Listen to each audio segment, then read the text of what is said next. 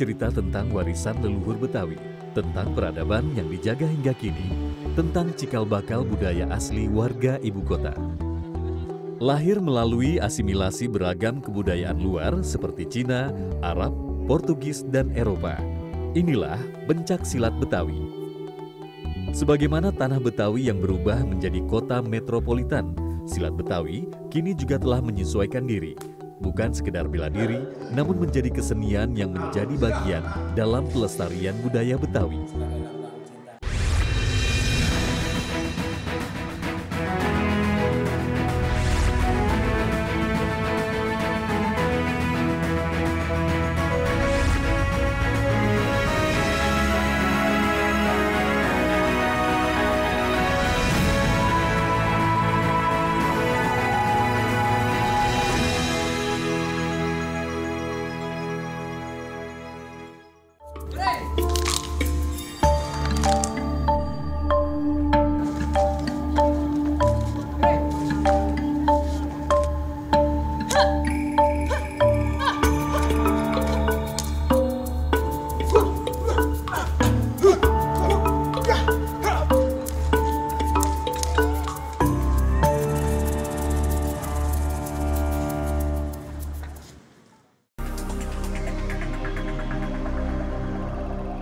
Riwayat Jakarta terekam dalam sejarah yang panjang.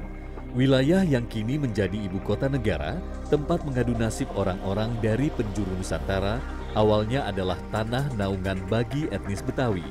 Merekalah yang mulanya mendiami wilayah yang konon bernama Sunda Kelapa, Jayakarta, dan Batavia. Etnis Betawi adalah kelompok yang terbentuk dari perpaduan berbagai kelompok etnis lain yang sudah lebih dulu hidup di wilayah tersebut. Etnis Betawi diyakini para antropolog terbentuk pada tahun 1815 hingga 1893. Namun masyarakat Betawi sebagai sebuah etnis dalam lingkungan sosial dan politik baru terbentuk pada tahun 1923 saat Muhammad Husni Tamrin, seorang tokoh masyarakat Betawi, membentuk perkumpulan kaum Betawi.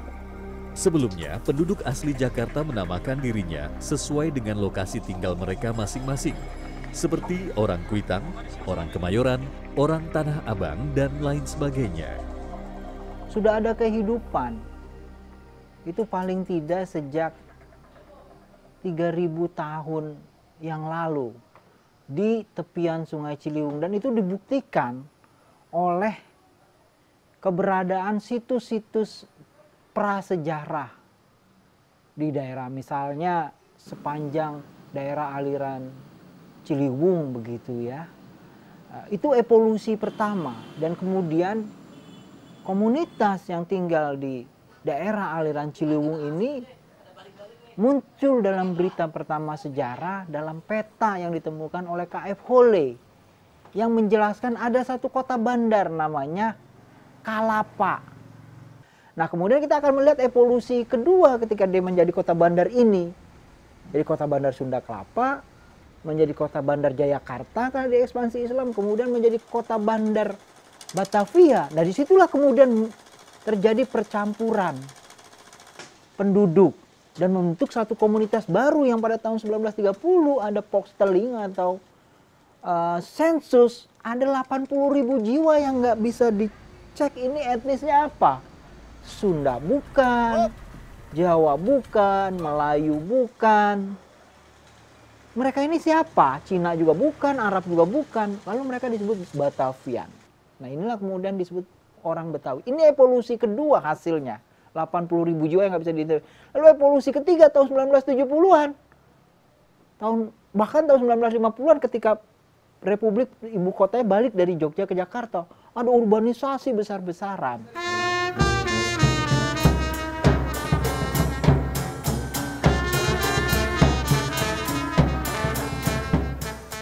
Masyarakat Betawi dikenal sangat terbuka dengan masyarakat luar, sehingga banyak hasil kebudayaannya merupakan hasil alkulturasi dengan budaya lain. Seperti pada musik gambang kromong yang berasal dari seni musik Tionghoa, keroncong tugu yang terpengaruh budaya Portugis, dan tanjidor yang berlatar belakang Belanda. Jakarta berkembang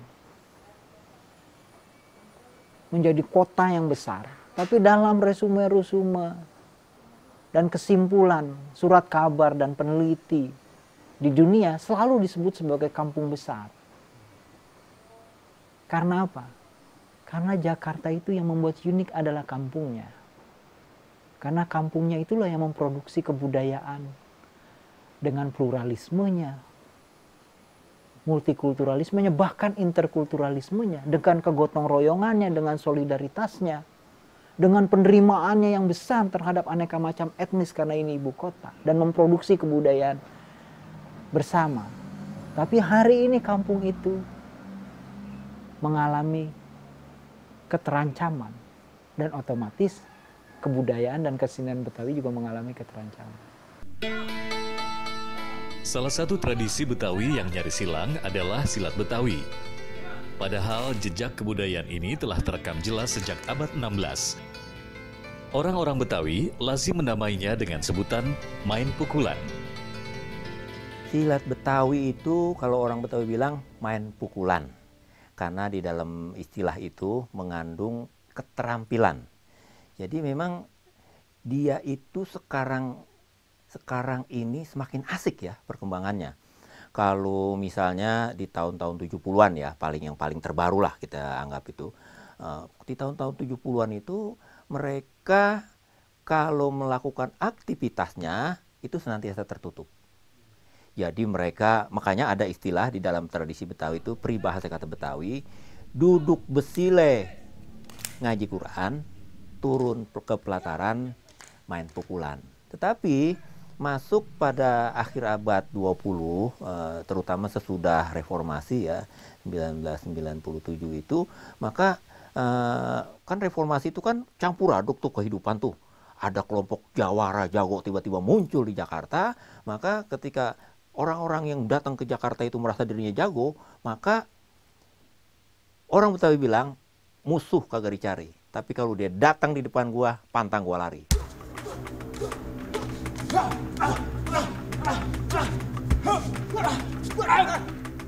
Silat Beksi adalah salah satu aliran silat tertua di Betawi. Berawal dari pendekar Shaolin bernama Li Cheng Ok yang menurunkan ilmunya kepada Ki Marhali atau Murhali di Dadap, Tangerang. Beksi lalu dibawa ke daerah Petukangan oleh Haji Ghazali dan Haji Hasbuloh. Silat Beksi kemudian berkembang hingga ke Rengas Dengklok, Karawang, dan Bekasi.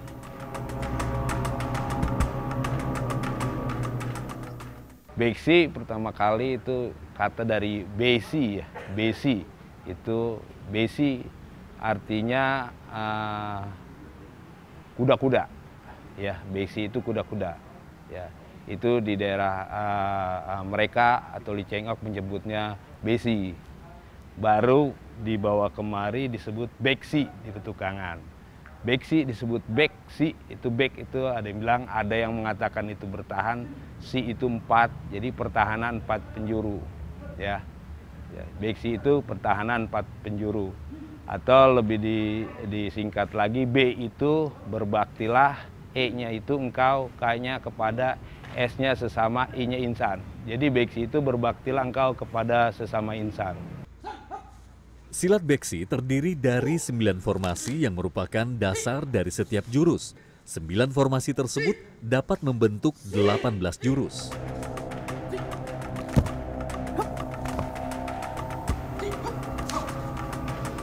Pukul, masuk. Tok, sambat. Ya, paham? Apa kalian sudah paham?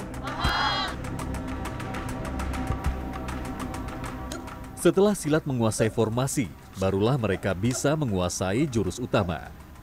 Di antaranya, jurus beksi dasar dan jurus gedik. Kita jalanin jurus gedik.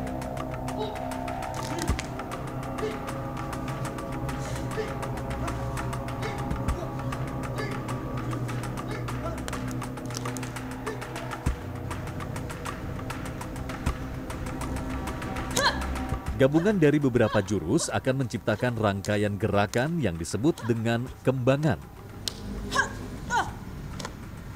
Silat beksi tidak hanya dilakukan oleh kaum lelaki, kaum hawa pun bisa melakukannya. Meski jika dilihat dari karakternya cukup keras. tangkap. Ciri khas dari silat beksi adalah pukulannya yang mengepal secara terbalik. Tuh. Ya.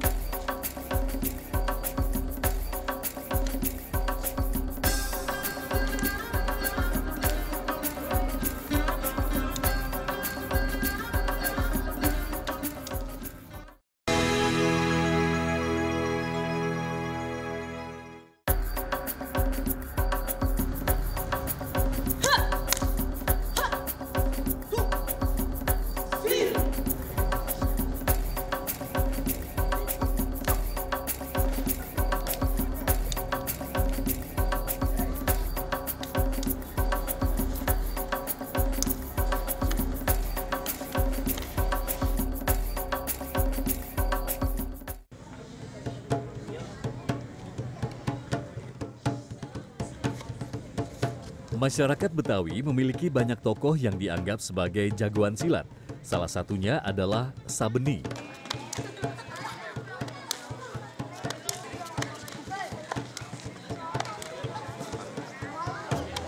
Nama Sabeni mulai dikenal luas ketika mampu mengalahkan jago Kuntao dari Cina yang sengaja didatangkan Belanda. Belanda tidak suka dengan aktivitas Sabeni mengajarkan pemuda Betawi main pukulan. Bahkan di usia 83 tahun, Sabeni mampu mengalahkan jago bela diri asal Jepang pada masa penjajahan. Dulu beliau sering dibuat pertandingan. Istilahnya gini, kalau nggak salah ini di daerah kota itu ada semacam kayak model ring tinju lah gitu ya. Itu sering didatangkan jago-jago dari dunia.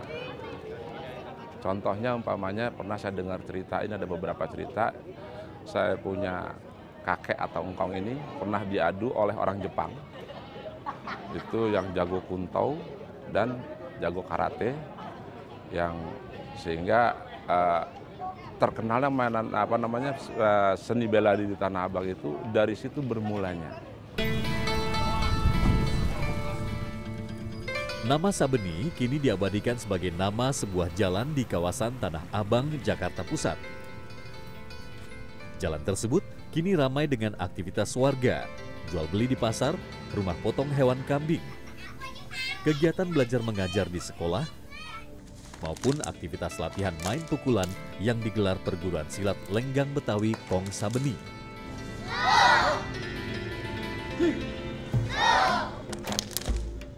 Dulunya nama jalan ini Gang Kubur Lama, sebab kuburan semua. Tahun 70-an kuburannya dipindahin karena keputusan dari gubernur untuk dijadikan pasar. Nah, untuk jalannya ini atas inisiatif dari Bapak Lurah Sasmita kalau nggak salah dulu. Dia mengusulkan untuk mengubah Gang Kubur Lama menjadi Jalan Sabeni. Salah satu tokoh Tanah Abang, masyarakat Tanah Abang. Sebab di Jalan Sabeni ini bukan Sabeni aja yang tokohnya banyak. Seluruh tokoh yang ada di Tanah Abang seperti Sabeni, Mujeni, Rahmat yang nggak punya mainan, semuanya ada di Jalan Gang Kubur ini, di Jalan Sabeni. Jadinya Sabeni diambil untuk mengenang jasa-jasanya yang telah menyebarkan mainan untuk masyarakat. Salah satu ciri khas dalam silat Sabeni adalah jurus kelabang nyebrang. Maka tak heran dalam setiap gerakan silat Sabeni, pukulan dilakukan bukan dengan mengepalkan tangan yang dimaknai sebagai sengat kelabang. Begitu pula terdapat gerakan pinggul yang dimaknai sebagai gerakan ekor merak.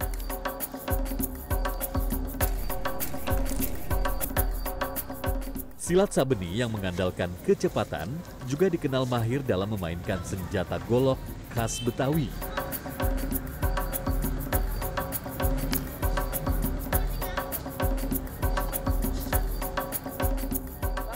Perguruan silat Lenggang Betawi Kong Sabeni memang baru terbentuk pada tahun 2014 oleh salah satu keturunan Kong Sabeni. Namun antusiasme warga Tanah Abang untuk melestarikan budaya main pukulan begitu besar. Bahkan banyak anak-anak usia sekolah dasar yang mengikuti latihan dengan semangat. Masyarakat pun menyambut baik kehadiran keturunan Kong Sabeni untuk menghidupkan kembali seni yang pernah hampir hilang ini.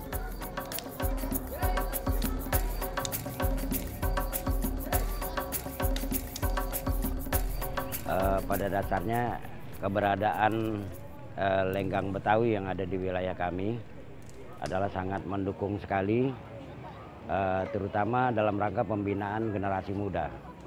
Di mana dengan adanya kegiatan-kegiatan seperti pencak silat, palang pintu, kemudian yang lain-lainnya yang berbau budaya Betawi ini erat kaitannya dengan pembinaan generasi muda dalam rangka antisipasi buat generasi muda ini dari bahaya narkoba, tawuran, dan lain sebagainya.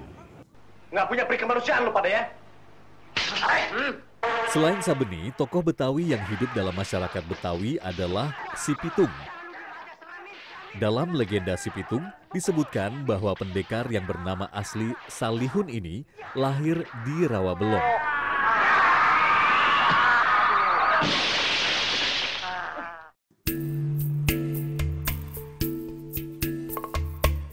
Kini di tempat tersebut berdiri Sanggar Si Pitung. Sanggar ini memiliki 60 murid yang menghidupkan tradisi silat cingkrik.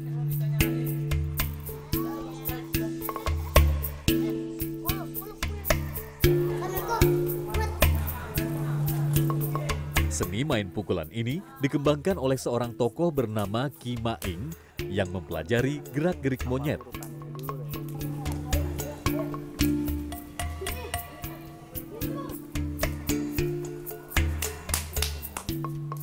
Cingkrik sendiri berasal dari bahasa Betawi jingkrak-jingkrik yang berarti lincah sesuai gerakan si monyet.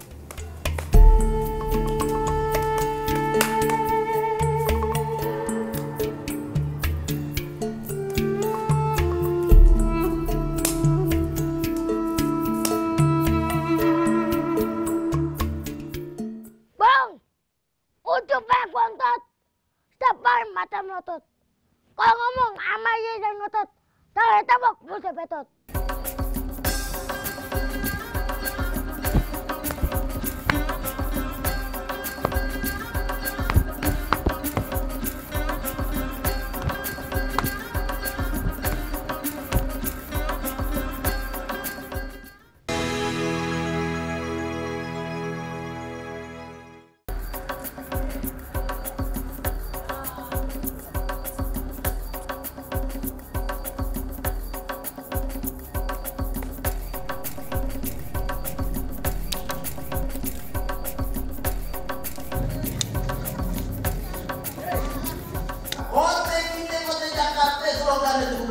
Maksudnya? Ini mau kayak Jawa, tapi tampaknya kayak tukang delman.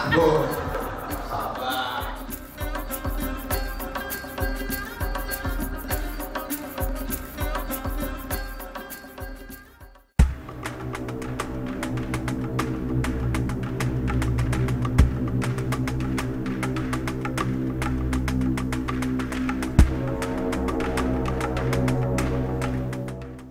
Untuk menjadi seorang ahli main pukulan, memang tak bisa dilalui dalam jangka waktu harian, mingguan, atau bahkan bulanan.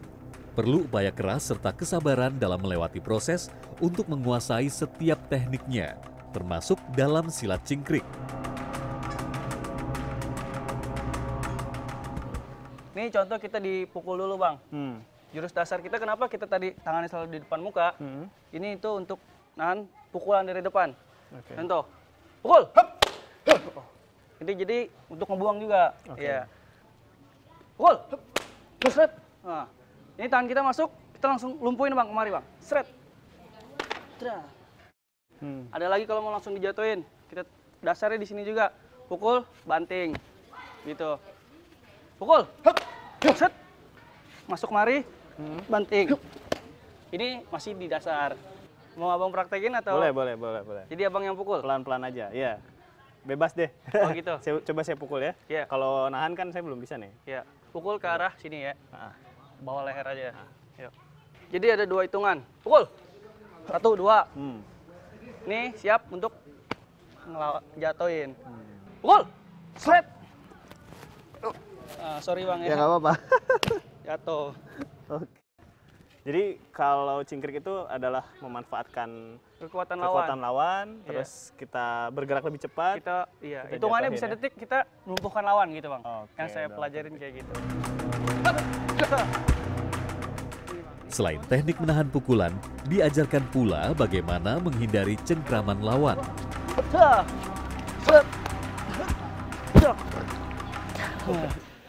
Bang, kayu kelondongan, kayu cendane, pagernya kawat tiangnya besi.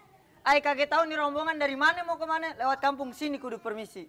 Oh jadi abang yang penyanyi. Selain silat, Sanggar Si Pitung juga aktif dalam melestarikan budaya palang pintu serta lenong Betawi. Masalah niat jangan ditanya bang, dari beduk subuh sampai beduk robek udah niat datang kemari. Waduh, tepo banget tuh beduk. Iya, pukul aja pakai besi. Ya, kalau konteks sekarang lebih kepada bagaimana kita di samping belajar main pukulan, belajar silat itu untuk juga kesehatan. Ada lagi yang lebih tanggung jawab moralnya bagaimana silat Betawi ini tetap lestari, berkembang, dan secara regenerasi terus tidak pernah hilang. Dan melebarkan sayapnya untuk acara prosesi adat perkawinan Betawi, buka palang pintu. Juga kita lebarkan sayapnya lagi ke lenong tradisional Betawi yang salah satu khasnya adalah harus memakai silat Betawi.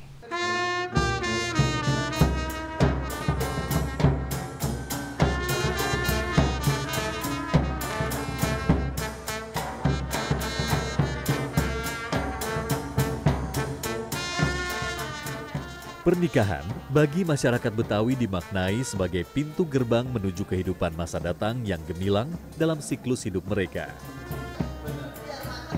Karena itu, tradisi buka palang pintu dengan menampilkan main pukulan dianggap sebagai simbol kesiapan laki-laki untuk mempertahankan keluarganya dari ancaman.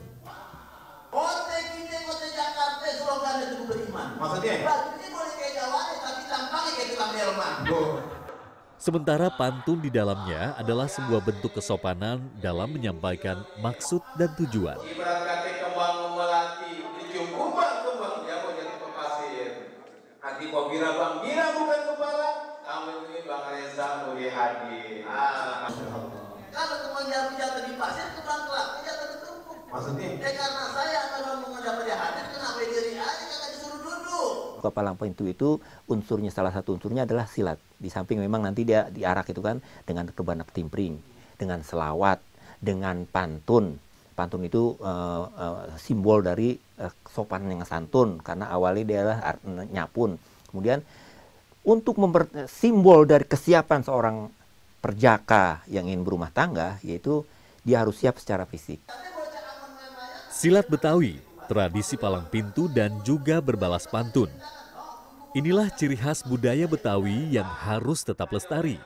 Lihat saja bagaimana seorang murid binaan Sanggar Si Pitung mampu melakukannya dengan alami. Bang, ucup kontot, depan mata melotot. Kalau ngomong ama ye dan ngotot, tak tabok buset betot.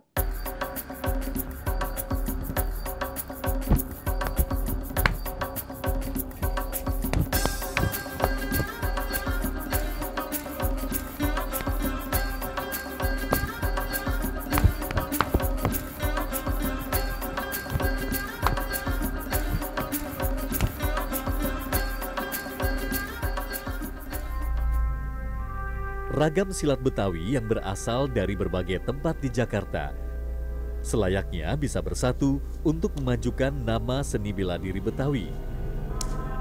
Kini bukan lagi waktunya untuk menentukan mana perguruan terbaik di antara mereka. Semua ini tentu demi menjaga tradisi Betawi agar terus lestari.